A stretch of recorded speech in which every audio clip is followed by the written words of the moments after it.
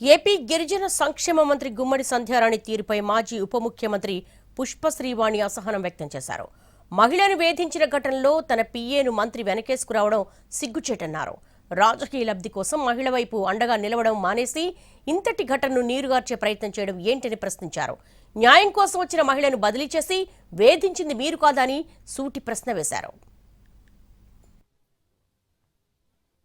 ఫ్యామిలీలో ఉన్నటువంటి వ్యక్తులు పిల్లల గురించి మాట్లాడి సెంటిమెంట్గా దీన్ని ఒక రాజకీయ విమర్శ చేశారే తప్ప ఎక్కడా కూడా బాధితురాలకు అండగా ఉంటామన్నటువంటి మాట మంత్రి నోట్లో నుంచి రాలేదు. అసలు బాధితురాలు కంప్లైంట్ ఏంటి? మీ పిఏ బందాపు సతీష్ మీద బాధితురాలు చేస్తున్నటువంటి ఆరోపణలు ఏంటి? ఎస్పీ గారికి ఇచ్చినటువంటి కంప్లైంట్ ఏంటి?